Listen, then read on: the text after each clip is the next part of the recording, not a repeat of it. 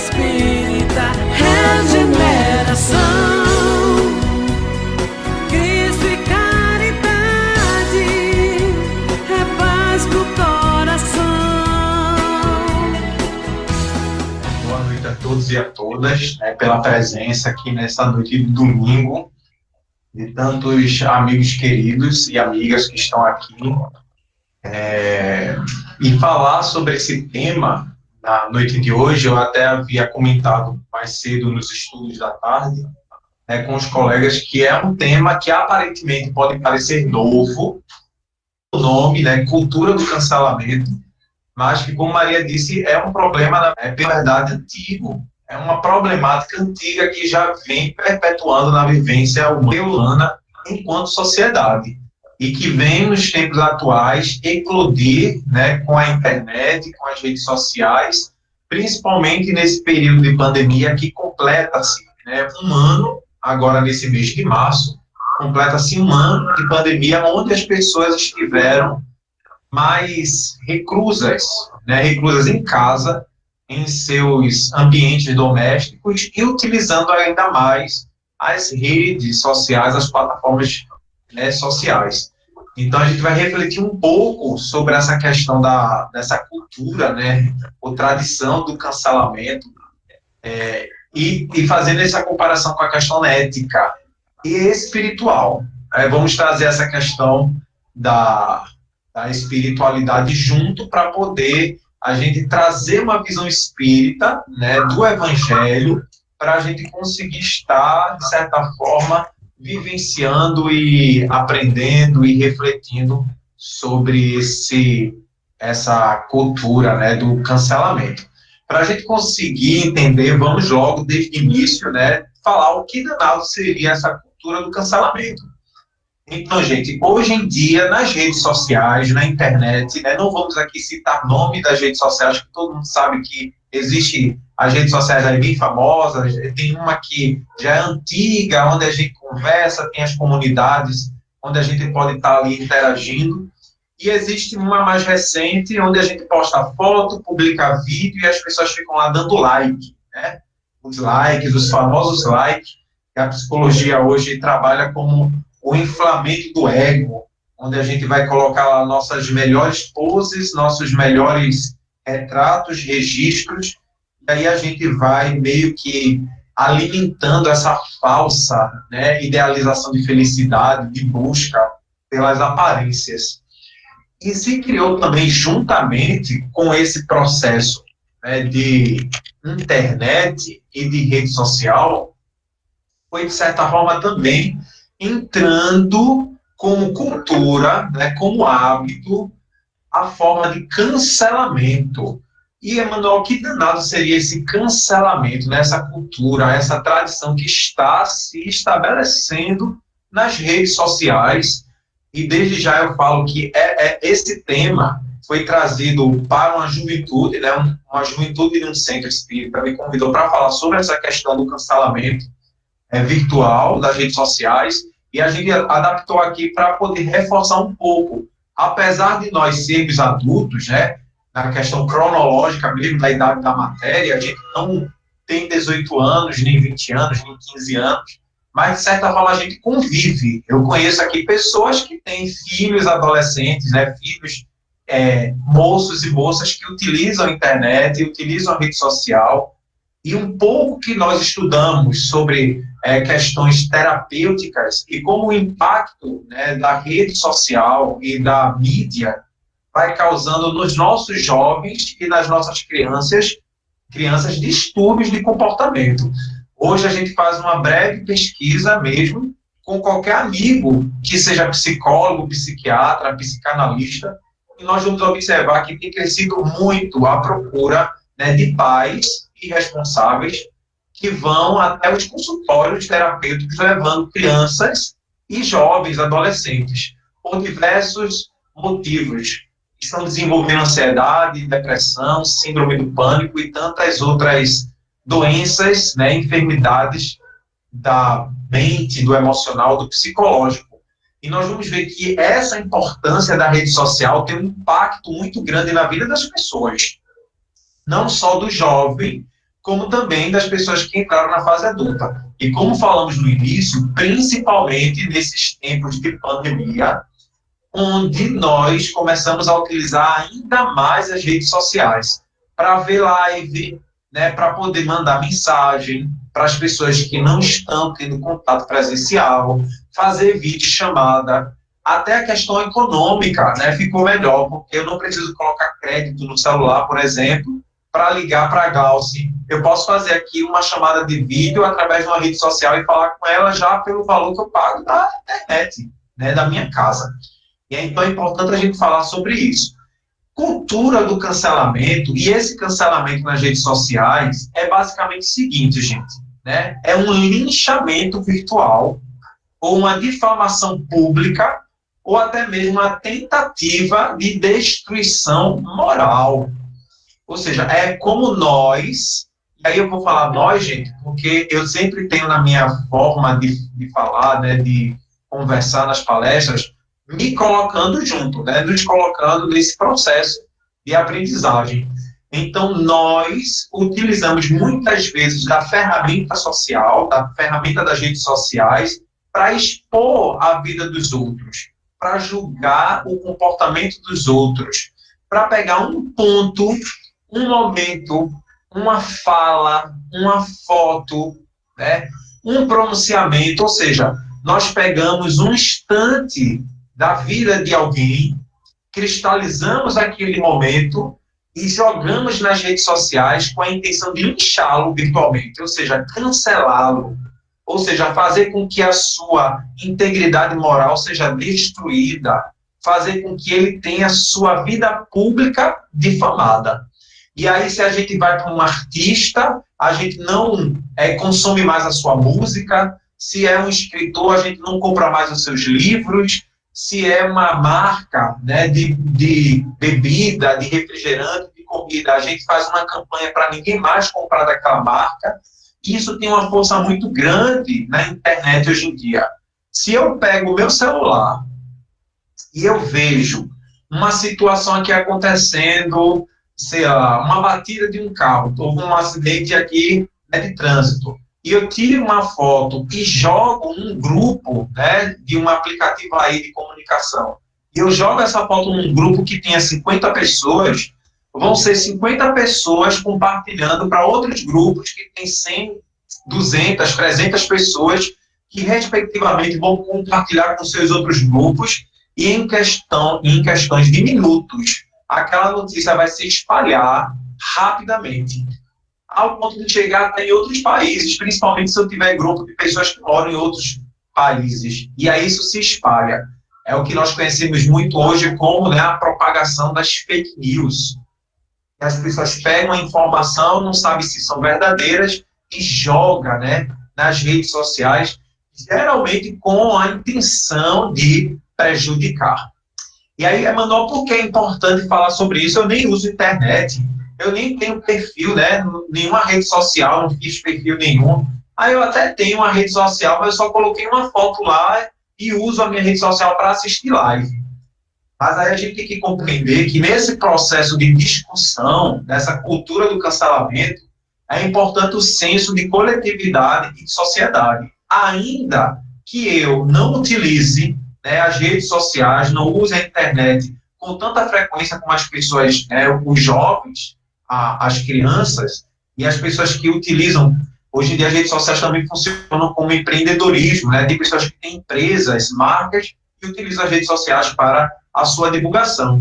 Então, o que acontece? Discutir cancelamento, essa cultura do cancelamento, vai ser totalmente vinculado aos nossos processos sociais. Por quê? Dentro de uma perspectiva antropológica, né, de um estudo da sociedade, nós vamos observar que essa cultura do cancelamento, que hoje está gritante nas redes sociais, ela é a ponta do iceberg de um problema que a sociedade, que a humanidade já vem enfrentando há muito tempo. E aí, logo aqui de início, a gente fazendo essa abertura, né, para a gente compreender o que seria essa cultura do cancelamento, eu vou trazer aqui alguns livros das pesquisas, né, que nós fizemos, para poder embasar, teoricamente, o que nós queremos trazer como discussão e reflexão.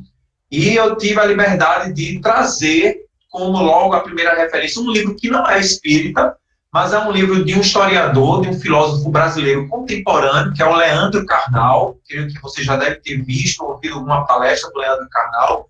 É um rapaz carequinha, é esse aqui da foto. Deixa eu mostrar a fotinha dele aqui.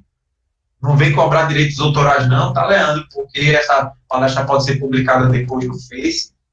E aí o que acontece? O título desse livro do Leandro Carnal é muito sugestivo e importante para a nossa discussão dessa noite. Porque o título do livro é Todos contra Todos, o ódio nosso de cada dia. Repetindo, Todos contra Todos, o ódio nosso de cada dia.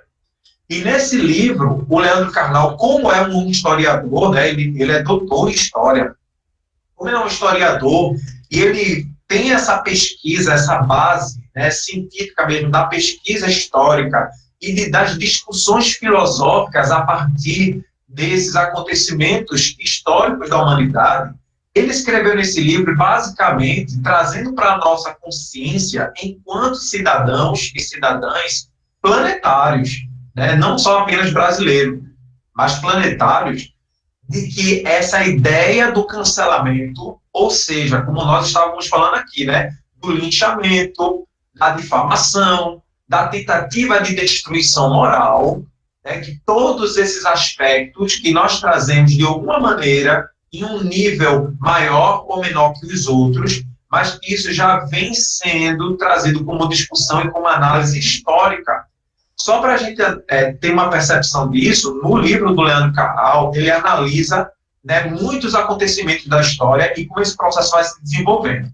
E aí a gente vai trazer para análise 3 aqui. Né? Ele fala da Inquisição que aconteceu, iniciou-se lá na França no século XII.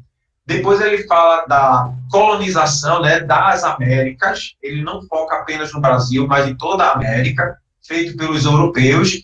E, mais recentemente, ele vai falar do nazismo, né, do movimento nazista que eclodiu e que, de certa forma, impactou toda a humanidade no período da Segunda Guerra, né, lá liderado pelo nosso conhecido Hitler. E aí, o que é que ele vem trazer, analisando tanto a Inquisição, como a colonização, como o nazismo? Ele vem dizer que a humanidade tem um problema educativo de relacionamento social e coletivo, onde eu sempre vou querer dizimar, destruir, né, difamar aquele outro que não pensa como eu, ou que não veste-se como eu, ou como não acredita nas coisas que eu acredito. Então, essa predisposição a sempre subjugar o outro, que eu acho que não está coerente com as minhas convicções, existiu desde que o mundo é mundo. Por isso que o Espiritismo, gente, vem trazer muito forte essa ideia da espiritualização do ser, né? E fazer com que a gente compreenda que todos nós temos uma igualdade, ainda que individuais, pois cada um tem a sua aptidão, cada um tem sua personalidade, essas questões morais, mas da perspectiva espiritual, todos nós somos iguais. Estamos, obviamente, estagiando em momentos diferentes, mas somos iguais. E a gente vem ver isso muito forte quando Allan Kardec pergunta, né, qual é a influência que o Espiritismo vem trazer para a humanidade. Vejam só, para a humanidade. E aí os espíritos dizem a Kardec que o Espiritismo vem destruir o materialismo, que é a origem das grandes chagas da humanidade. Vai fazer com que os homens, ou seja, os seres humanos, se compreendam como irmãos, né, como semelhantes, como criaturas que têm a contribuir mesmo com as diferenças. A gente vai ver daqui a pouco um livro, né, que é muito interessante, eu indico sempre, que fala sobre essa questão da diferença que soma e não divide. O Espiritismo vem trazer essa ideia de que a pluralidade da vida, a diversidade, ela vem como uma ferramenta de união, porque já imaginou se todo mundo que fosse igual se unisse, ia ficar um grande grupo igual. É justamente nessa diversidade, né, nessas diferenças, que a gente se une para poder complementar o que falta no outro. e assim a gente criar esse mecanismo, não de dependência do outro, mas de compreender que o outro faz parte de uma engrenagem do todo. E aí a resposta, né, a espiritualidade continua na resposta dizendo o seguinte, que assim, dessa forma, o homem vai conseguir conviver com o outro desfazendo, ou seja, desconstruindo preconceitos de castas, de etnia, de credos, de cores. E aí sim, um dia a humanidade vai toda se ver, vai toda se enxergar, vai conviver nesse processo fraterno e harmonioso, porque vai compreender a sua irmandade espiritual, a sua irmandade universal. Mas esse processo, aí vejam só como vai ser complexo, essa conquista. Porque existem dois estágios que a doutrina espírita vem trazer.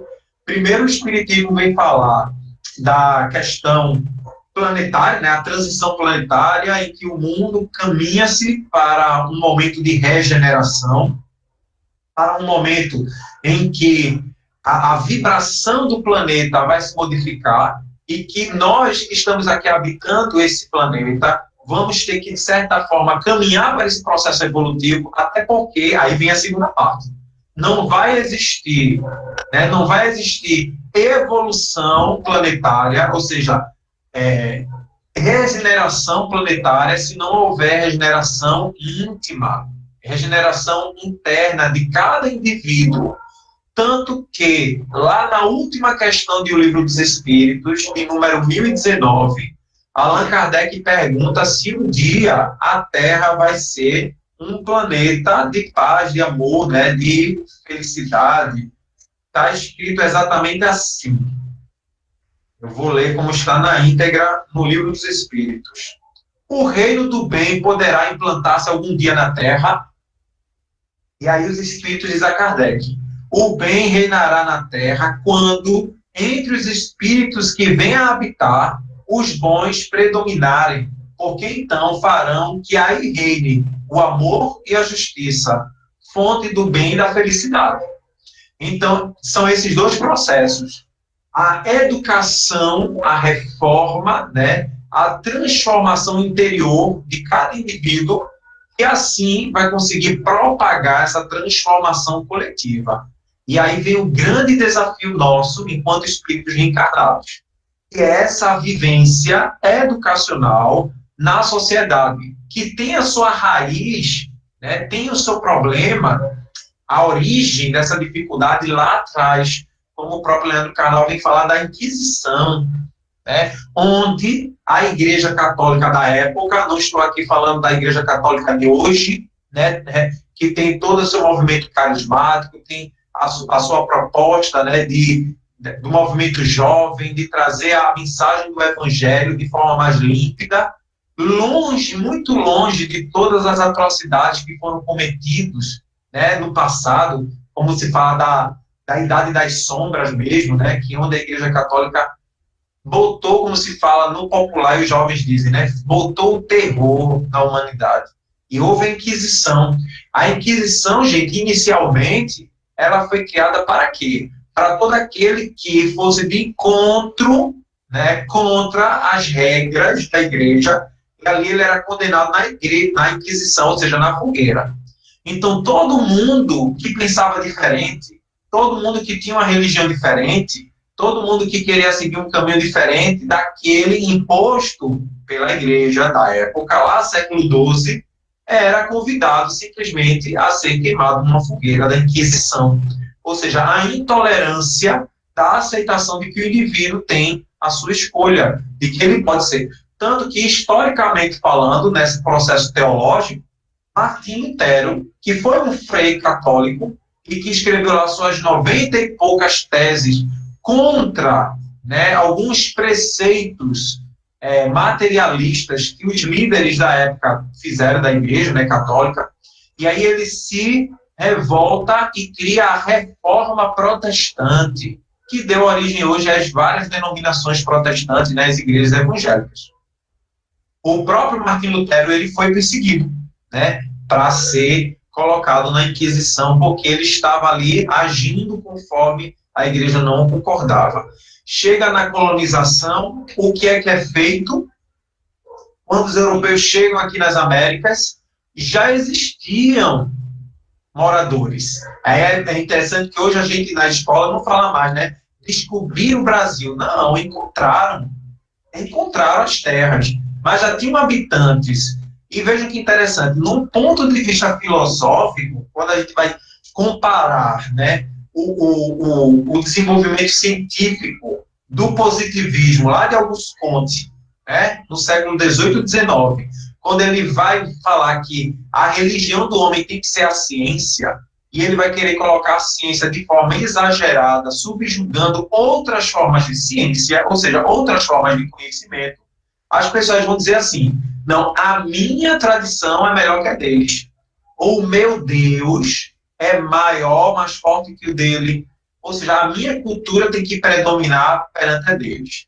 E aí, nesse processo de colonização, toda a cultura, costume, religiosidade, né, tradições da Europa foram, né, enfiadas goela abaixo aqui nos indígenas, né, nos moradores que já tinham aqui. Aí vejam que interessante, eles têm religião, eles têm tradição, eles têm cultura, mas aí entrou mais uma vez o quê? O processo da intolerância, onde eu achava que o quê? Os europeus civilizados eram mais importantes, eram mais evoluídos do que os selvagens, né, do continente americano, que nem se vestiam, não sabiam comer de talher, não sabiam se portar, não sabiam nem falar, como se eles também não tivessem idioma. Tanto que os jesuítas, que foram os primeiros padres católicos que chegaram aqui no Brasil para catequizar tanto a parte religiosa como a parte intelectual, os jesuítas tiveram que aprender a falar tupi.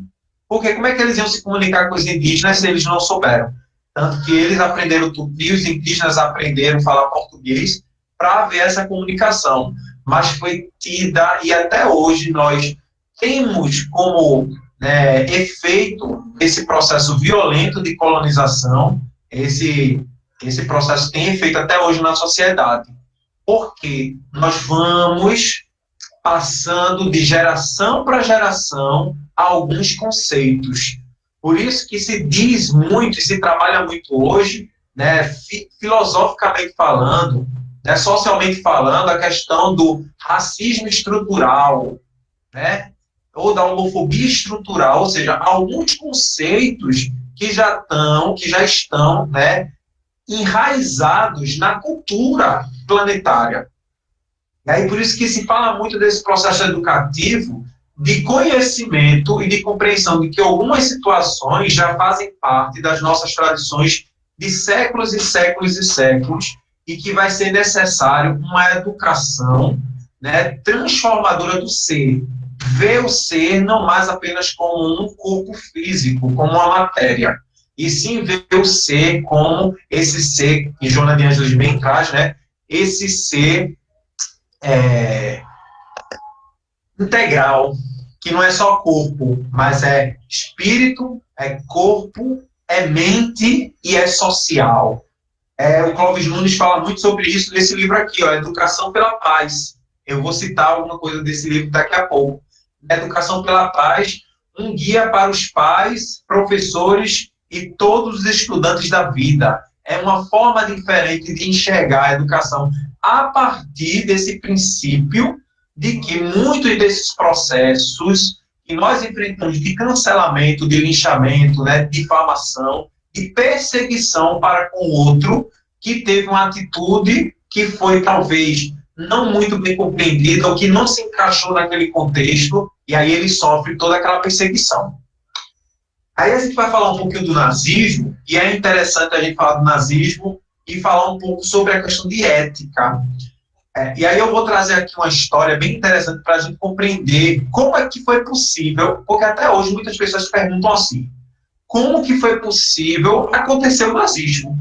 Porque quando a gente fala da Inquisição, né, lá século XII, não existia tanto conhecimento das coisas.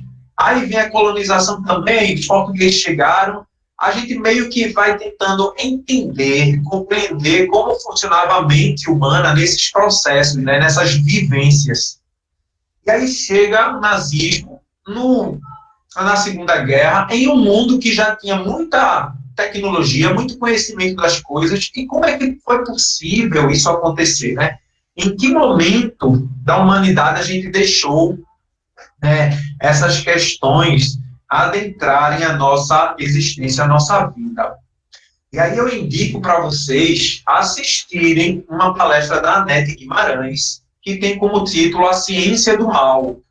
A Ciência do Mal é o nome da palestra, que é o nome de um estudo científico, né, que ela cita nessa palestra, um estudo científico do Simon Baron-Cohen, né, foi um estudioso. A gente vai fazer um resumo desse processo que deu origem a esse livro, né, A Ciência do Mal. Eu acho que não tem esse livro em português, esse livro está em inglês, não houve tradução, e não é exatamente um livro, são vários artigos científicos, né, e postos em um livro e foi publicado.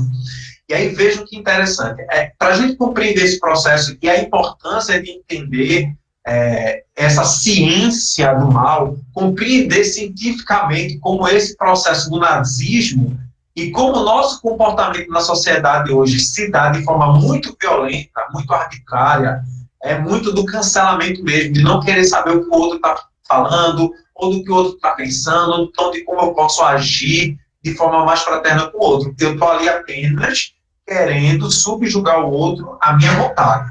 A gente vai falar um pouco sobre esse aspecto psicológico também, mais para o final.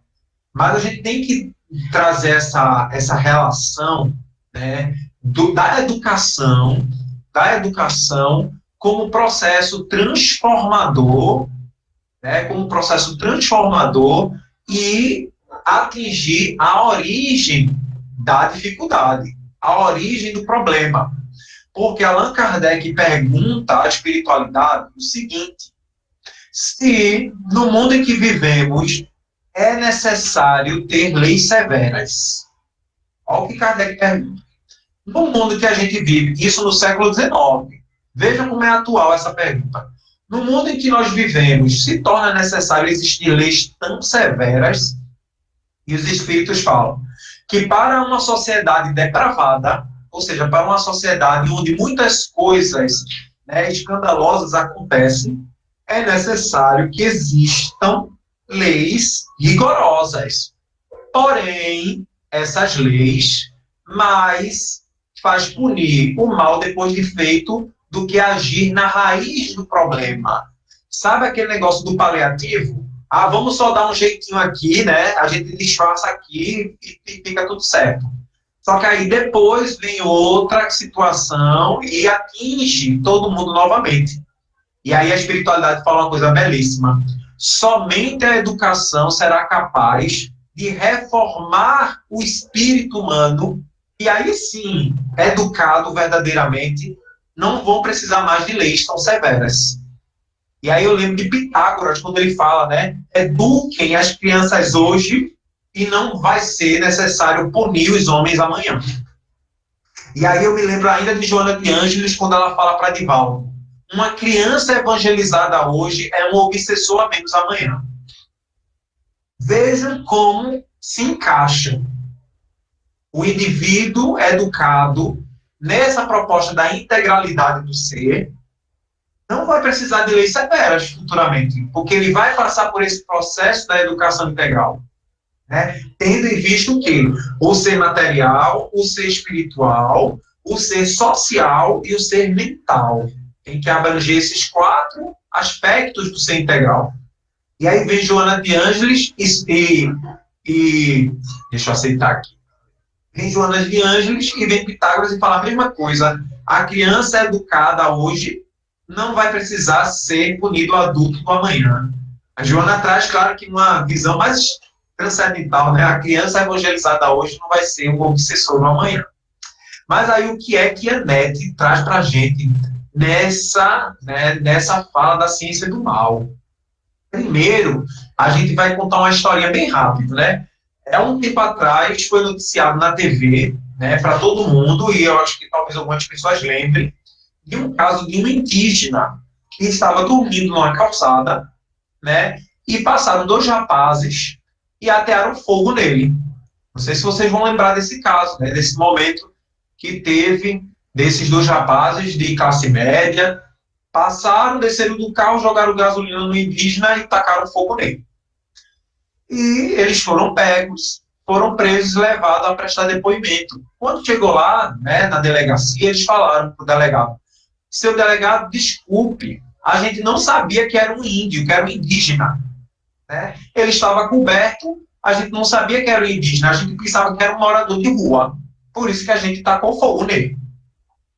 Em outra reportagem, né, também de algum tempo atrás, uma moça que trabalhava na casa de família, né, como doméstica, como empregada, ela estava esperando o ônibus no ponto de ônibus, já era um pouco tarde da noite, e passaram mais uma vez, né, alguns rapazes, alguns jovens, viram ela parada no ponto de ônibus à noite, em uma rua um pouco deserta, e agrediram ela fisicamente, bateram ela. E aí chamaram a polícia, foram pegos em flagrantes e foram levados à delegacia a prestar depoimento. Chegando lá, eles usaram meio que o mesmo argumento parecido com o dos jovens que atearam fogo no indígena, dizendo que achavam que era um morador de rua. Eles falaram: seu delegado, nos perdoe, nós não sabíamos que era uma trabalhadora, não uma empregada, a gente achava que era uma prostituta que estava ali fazendo ponto. E aí a reflexão que fica: então quer dizer que uma prostituta e um morador de rua merecem ser agredida e queimada? Será que a prostituta e o morador de rua também não seriam seres humanos? E por isso que, ao serem confundidos, né, o indígena e a irmã que é empregada foram agredidos, foram queimados? E aí a ANED começa a falar que existe, né, ela vai falar desse estudo científico, né, que foi trazido, foi organizado por esse rapaz chamado Simon, né, Barham Cohen. Ele fez um estudo com mais de 300 cientistas de mais de 60 universidades. E lançou um livro, né, chamado A Ciência do Mal, não tem português, só tem inglês, com os artigos, desses 300 cientistas de várias partes do mundo, né, de várias universidades, fazendo um estudo sobre o quê? Um mapeamento do cérebro, para provar ou entender o porquê que algumas pessoas agem tão violentamente. Porque algumas pessoas têm essa atitude do cancelamento, que hoje é virtual, mas que pode perpassar para um momento real mesmo, físico, né, do dia a dia, das agressões, né, como a gente presencia, maridos que assassinam esposas, né, pessoas que são agredidas no meio da rua. A gente tem que entender como funciona, né, neuronauticamente essa agressão, né, esse processo. E aí foi feito, gente, um mapeamento, né, cerebral em toda a região, todos os córtex cerebral, para identificar como funcionava, né, essa atividade cerebral em alguns indivíduos que foram pegos, né, que foram presos, condenados por cometerem crimes bárbaros. E aí foi feito esse estudo e o Simon Baron Cohen, ele identificou uma área do cérebro, né, uma área do cérebro que trabalha a questão da crueldade, né, da maldade. E aí ele começa a mapear, faz um mapeamento desse circuito e denomina esse circuito, né, dessas redes neuronais, de circuito empático. Vejam só que interessante. Circuito empático. E aí ele vai traçar 3 etapas desse circuito empático. Ele diz o seguinte, que a primeira etapa é o reconhecimento facial. O que seria esse reconhecimento facial? É quando eu, Emanuel, olho para vocês que estão aqui nessa sala virtual, olho aqui a fotinho de vocês, né? Olho a imagem que está com a câmera ligada, né? O pessoal está aqui, Charles está com a câmera ligada, a Márcia, São Manuel, Glauci. Eu olho para vocês, o Amy, olho para vocês e eu reconheço, faço o quê? É a primeira etapa, o reconhecimento facial. Eu olho para vocês e identifico que vocês são seres humanos, assim como quem? Assim como eu. Essa é a primeira etapa do circuito empático. O segundo momento é o espelhamento. O que é o espelhamento? Ora, se eu olho para vocês e identifico vocês como seres humanos, tudo que vocês sentirem, aquilo de alguma forma vai me afetar. Então, se vocês estão felizes, de certa forma eu fico feliz com vocês. Se vocês estão sofrendo, chorando, porque um ente querido partiu por conta do Covid-19, aquilo também me compadece, porque eu entendo vocês como seres humanos e as dores de vocês também passam a ser a minha dor, porque eu consigo fazer o quê? Esse espelhamento. Eu reconheço vocês como seres humanos e me espelho em vocês nesse processo, né, de dor ou de felicidade, né, das sensações e emoções humanas. Aí o Simon, ele coloca essas duas primeiras etapas como comportamento emocional, né, que vai estar ligado, né, à área neuronal cerebral, o córtex, que vai estar vinculado às emoções. Mas aí a terceira etapa, que ele denomina muito empático, de avaliação de caráter. Essa terceira etapa não está no comportamento emocional, está no comportamento intelectual. E aí, o que é a avaliação de caráter? É quando eu vou analisar justamente o que, gente? O que a gente está discutindo aqui. A gente vai analisar o comportamento do outro. A gente vai analisar o comportamento do outro. O que o outro gosta, o que o outro fala, qual o time de futebol que o outro torce, para que partido político o outro, né, defende, qual a religião do outro, qual é a sexualidade, qual a classificação social dele. Isso vai ser o quê? Vai ser a análise do caráter daquele outro que está convivendo comigo. Né? Tá acompanhando aí, né, como é que funciona esse circuito empático. E aí, essa palavra empático vem de empatia, né, de empatia, ou seja, se pôr no lugar do outro. E aí, o que acontece? Até então, tudo bem, a gente compreende isso. A gente vai ver que esse mapeamento cerebral foi feito na área da visão. E é justamente na área da visão que a gente vai distinguir as coisas que a gente está enxergando. Por exemplo, a gente vai distinguir o que é uma pessoa do que é um objeto. Tá, eu estou aqui com um potezinho da pomada do vovô Pedro, é um objeto. Por que eu sei que isso é um objeto? Porque eu consigo enxergar, né, a minha área da visão, meu córtex que está na área da visão, atrás aqui, ó, do pré-frontal. E aí eu vejo e identifico isso como uma coisa. Se vocês olham para mim, vocês estão vendo que eu sou o quê? Uma pessoa, um ser humano. Mas o que é que faz a gente identificar isso? São as duas primeiras etapas do circuito empático. O reconhecimento facial e o espelhamento. Vocês olham para mim e para a pomada. Quem é o ser humano? Eu. Aí vocês vão se espelhar em quem? Em mim ou na pomada? Em mim. Então, se eu levar um tapa, eu senti uma dor. Isso vai causar também uma dor em vocês. Agora, se eu der um peteleco aqui, ó, no pote de pomada, vocês não vão sentir nada. Não vão sentir pena, não vão sentir nenhum tipo de sentimento, né, de compaixão, porque é um pote de plástico, é uma coisa, é um objeto. Aí serve essas duas etapas do circuito empático, que estão ligadas ao quê? A questão do comportamento emocional, dos sentimentos, né, das coisas sublimes. Mas aí, quando chega a avaliação do caráter, aí sim é que, como se a gente fala no popular, né? Aí é que o bicho pega. Aí é que o buraco é mais embaixo. E às vezes até lá embaixo mesmo.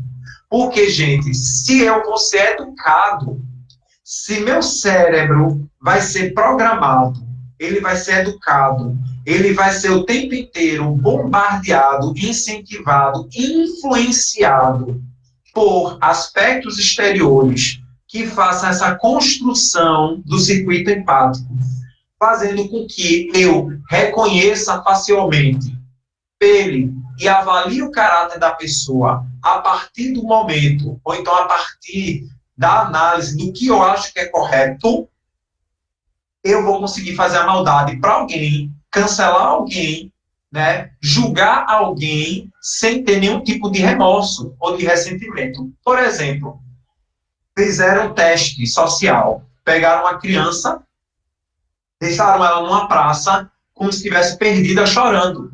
Todo mundo foi lá e acolheu a criança. Perguntou de onde ela morava, com quem ela estava, se tinha algum telefone para contato, tudo isso. Aí o que acontece? Pegaram essa mesma criança sujaram ela todinha, botaram uma roupa dela toda rasgada e deixaram essa mesma criança na praça. Na mesma praça. Todo mundo ficou passando para lá e para cá. Ninguém parou para falar com a criança, saber se ela estava acompanhada, se ela estava perdida, porque ela estava disfarçada de mendiga, de moradora de rua.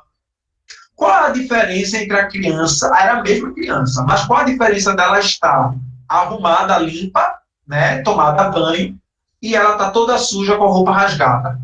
Né? É a coisificação. É como eu enxergo, e esse circuito empático vai fazer com que eu veja aquela criança, me espelhe nela e compreenda que ela é um ser humano. É fazer a análise do caráter, né, das condições em que ela está submetida naquele instante. Então, uma criança que está bem arrumada, obviamente eu vou me espelhar nela e vou dizer, poxa, é um ser humano. Vou lá perguntar o que houve, se ela está perdida. Se é uma moradora de rua, e eu passei a minha vida inteira ouvindo que morador de rua não é gente, ou então prostituta não é gente, ou então negro não é gente, eu vou conseguir fazer uma maldade, eu vou conseguir cancelar, eu vou conseguir julgar, oprimir aquela pessoa em que a minha rede neuronal foi condicionada, educada desde pequeno a acreditar que aquela pessoa não é gente. Se ela não é gente, ela não vai passar pelas 3 etapas do circuito empático. Eu vou olhar para ela, não vou fazer o reconhecimento facial. Se eu não a vejo como ser humano, eu não vou me espelhar nas suas dores e vou fazer análise de caráter. Ou seja, tudo que ela representa socialmente não me representa. Se ela não me representa, eu não vou sentir pena, empatia, compaixão por uma coisa. Porque o que é que o sistema empático faz, gente? Ele vai o quê? Fazer com que a gente compreenda que o outro é um humano, um ser humano como eu. Se ele não passa pelas etapas do circuito empático, eu não vou humanizar a pessoa, eu vou coisificar a pessoa. Então, todas as suas dores, todas as suas atitudes, suas falas, para mim, não valem de nada. Eu não vou sentir nenhum tipo de remorso de chegar ali e uma maldade, um cancelamento, um julgamento. Por isso que o Clóvis Nunes, nesse livro aqui, ó, Educação para a Paz, ele diz o seguinte: a educação, sobretudo, significa a possibilidade de abrir a mente da criança para que a mesma se ocupe das necessidades e dos direitos alheios, ó, dos outros, do próximo. Através da educação pela paz, podemos mostrar às crianças que as suas ações têm uma dimensão e um alcance universal. Universal. Vejam só, desde a infância, trabalhar na criança essa perspectiva, ó, de cuidado com os direitos e os deveres alheios, né, e colocar para ela compreender que as ações dela têm uma dimensão, um alcance universal. Com a educação pela paz, podemos encontrar mais facilmente os meios para desenvolver nelas, as crianças, uma empatia natural que pode construir o sentido de responsabilidade e respeito para com os outros e com as diferenças. Por isso que é uma questão complexa, porque tratar de educação não é fácil. Tratar de educação é desconstruir conceitos, né, como a gente viu agora, da coisificação das pessoas e começar a construir essa essência da paz, da empatia, da responsabilidade com os nossos atos, nossas palavras, nossos pensamentos. A educação pela paz, evocando os valores humanos, retira o comportamento da relação competitiva, o que constitui um círculo vicioso, estimula o egoísmo na convivência coletiva e redireciona o comportamento na relação cooperativa, construindo assim um novo círculo virtuoso, transformando em altruísmo o conteúdo captado na interação do conhecimento com as virtudes. esse processo da educação, né, como ferramenta de transformação social. E aí a gente vai lembrar o quê? Quem é o nosso e o guia espiritual? Porque o tema de hoje é sobre a cultura do cancelamento, ética e espiritualidade. Lembrando que a ética é tudo aquilo que a gente trabalha em nós, né? Quando a gente fala de ética, ética é lidar com o certo e o errado para nós. A moral é com o certo e o errado para o coletivo. E aí, o que é a ideia que a gente tem, né? Perdão, gente, eu falei trocado. A ética é quando a gente trabalha o certo e o errado para o coletivo, é isso. E a moral é quando a gente tem as nossas, né, referências morais pessoais. E uma vai, né, fazer um complemento da outra. Porque se eu trabalho a moral em mim, os meus conceitos, essa educação que a gente estava falando aqui, né, pela paz, eu vou conseguir desenvolver uma ética, ou seja, eu vou conseguir desenvolver valores para a convivência em sociedade. E qual é a ética que Jesus ensinava? Aí a gente vem aqui para o Livro dos Espíritos, quando Allan Kardec pergunta na questão 886, no item que fala da caridade e amor ao próximo. Kardec pergunta qual o verdadeiro sentido da caridade como compreendia Jesus. E aí os Espíritos falam: benevolência para com todos, indulgência para as imperfeições alheias e perdão das ofensas. A gente vai focar aqui bem rápido, porque o nosso tempo já está se esgotando. Eu vou pedir mais 5 minutinhos, né, da casa, para a gente compreender essa segunda recomendação aqui. Indulgência com o erro dos outros. Porque, gente, a cultura do cancelamento, né, a cultura do cancelamento, ela vai trabalhar, minar, né, vai explorar essa nossa falha, a dificuldade de sermos indulgentes, porque a gente vai apontar o erro do outro, a gente vai condenar o outro, a gente vai cancelar o outro, expor o outro, jogar a sua vida, jogar a sua identidade moral publicamente, expor, cancelar, humilhar o outro, sem esquecer, sem lembrar, né, esquecendo de que nós cometemos erros. Porque ser indulgente com o erro alheio é saber que nós também erramos.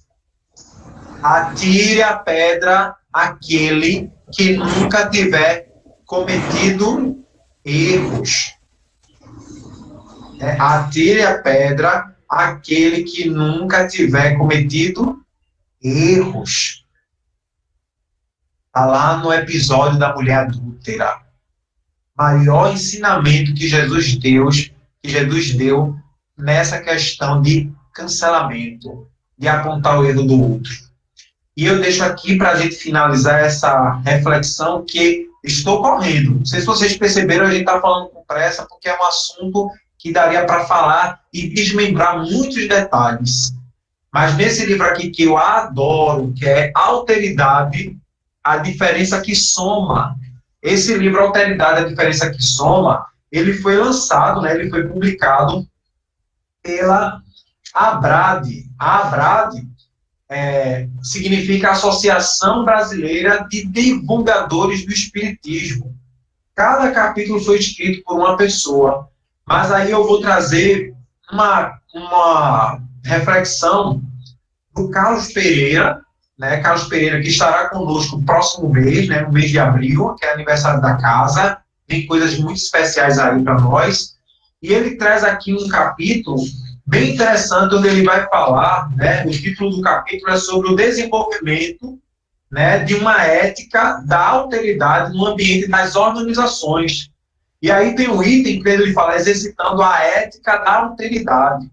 E ele fala assim, ó, normalmente constrói-se um juízo de valor sobre alguém em decorrência da percepção que se tem dela, a partir da maneira como nós a enxergamos, ou como nós enxergamos o outro. Define-se um conceito dele, a percepção desdobrada no nível intelectual, e desenvolve-se um sentimento, a percepção desdobrada no nível das emoções. E desta forma, originam-se as atitudes e os comportamentos. E se a nossa percepção estiver errada, porque o cancelamento vai agir a partir de um momento da vida de uma pessoa. Eu vou usar um exemplo aqui bem clássico. Quem todo mundo conhece, né? Todo mundo aqui conhece Divaldo Franco, palestrante, médium. Divaldo Franco tem uma vida dedicada ao espiritismo e à caridade. Fundou, junto com seu Nilson, a Mansão do Caminho, lá em Pau da Lima, em Salvador, um dos bairros, né, mais complicados, complexos. É um bairro onde tem muitas dificuldades sociais. E montou, né, construiu com muito esforço, com a ajuda de muitas pessoas, lá a Mansão do Caminho, que ajuda mais de 10 mil pessoas por ano, desde o berçário até sair formado em cursos profissionalizantes.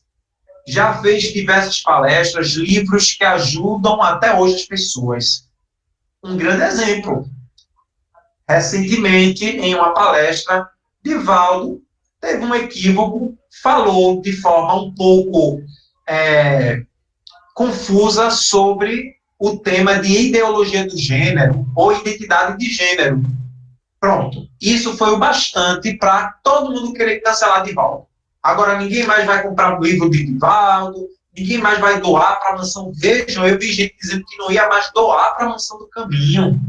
Porque em uma vida de 95 anos, onde 60 anos dessa vida foi dedicada ao próximo, às causas humanitárias, por conta de uma fala que talvez não foi bem expressada, aí existe o cancelamento total de todo o esforço de uma pessoa que foi durante toda a vida. Vejam, é isso que a cultura do cancelamento trabalha, a intolerância. E quando a gente julga o outro a partir das nossas perspectivas, e que pode, como o Carlos Pereira fala aqui, pode estar errada. E aí ele fala o seguinte: trata-se de uma interseção das percepções daquilo que é conhecido ou não pelos outros, com aquilo que é conhecido ou não pela própria pessoa, né? Pela própria pessoa. Essas interseções provocam o aparecimento de 4 áreas do conhecimento. Essas percepções são: primeira, a imagem aberta, que representa o nosso comportamento manifesto, conhecido pela própria pessoa e pelos outros. Segundo, a imagem cega, que representa o nosso comportamento que é facilmente percebido pelos outros, mas do qual nós não temos consciência. Terceiro, a imagem secreta, que abrange as coisas que conhecemos sobre nós, mas escondemos dos outros, variando desde os aspectos insignificantes até os mais importantes. E o quarto, a imagem desconhecida, que se refere às coisas que desconhecemos sobre nós, às quais os outros também não têm acesso, como, por exemplo, potencialidades escondidas e traços de personalidades ainda inconscientes. Só analisando essas 4, né, imagens, onde nós, nem mesmo nós sabemos que somos, como é que a gente vai analisar, julgar, fazer todo um processo, né, de condenação daquele indivíduo por um ato errado? Quantos de nós já não cometemos coisas erradas? Quantos de nós já não magoamos? Já não entramos em brigas, discussões, falamos palavras horríveis, humilhamos os outros? Mas não, a gente vai cancelar quando o outro faz isso, porque a mão pesa mais no julgamento do outro do que do nós mesmos. Por isso que a doutrina espírita vem trazer sempre como reflexão o evangelho e a imagem de Jesus. Porque nunca na história da humanidade, uma pessoa, uma criatura, um ser que não tinha nada, como já foi falado muitas vezes, nada a expiar, nem a provar, passou por tantas situações, tantas vicissitudes, com a intenção de amor e de servir de exemplo para o outro. Quantas vezes Jesus passou por pessoas que estavam cometendo erros, mas em nenhum momento Jesus cancelou-as. Em nenhum momento Jesus humilhou-as, apontou seus erros. Pelo contrário, vá e não volte a cometer esses erros.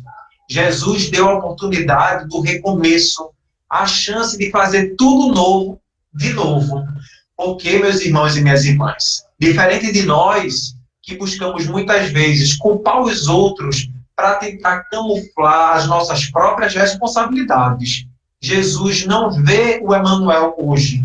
Jesus enxerga o espírito imortal que hoje pode estar passando, transitando nesse momento, né, com suas dificuldades, com suas sombras, os seus pontos a melhorar. Mas ele não enxerga esse momento, esse ponto, esse episódio, sabe, essa fala, esse gesto que causa um cancelamento geral. Jesus olha o espírito imortal, né, o espírito de luz, o espírito puro que serei amanhã, que seremos amanhã. Então vamos nos dedicar nesse processo de autoconhecimento. Conhece-te a ti mesmo. Já disse Santo Agostinho, fazendo a mesma, né, o mesmo mecanismo do sábio da antiguidade. Vamos nos esforçar nesse processo. Último detalhe, para a nossa reflexão fechar aqui, né, nesse momento. Ter indulgência com o erro do outro não é ser conivente com o erro do outro. Saber que o outro errou, que cometeu, né, seus equívocos, e que ele pode sim ter a chance de recomeçar, de se refazer e de seguir um novo caminho e conseguir, né, mudar, transformar aquilo que vem à frente, porque o que foi feito atrás não pode ser, né, modificado, mas nós não podemos confundir ser indulgentes com ser coniventes. Devemos sim sempre lutar pela dignidade humana, devemos sim sempre ocupar os espaços e trazer as discussões, né, as reflexões, para desconstruir esses conceitos do passado que oprimem, que subjugam, sabe, que destratam os outros, mas sem a violência. Porque nunca conseguiremos vencer a violência com mais violência. Ao contrário, a gente só vai conseguir vencer o mal com o bem. A gente só vai conseguir fazer com que esse mal que existe no mundo, que muitas vezes se expressa por nós mesmos, fazendo o bem, a luz brilhar dentro dos nossos corações, servindo de exemplo e educando as nossas crianças hoje. E aí eu vou finalizar relembrando a fala de Joana de Ângeles e de Pitágoras. A criança evangelizada hoje é um obsessor a menos amanhã. A criança educada hoje não precisará de punir o adulto do amanhã. Muita paz. Que Jesus nos abençoe.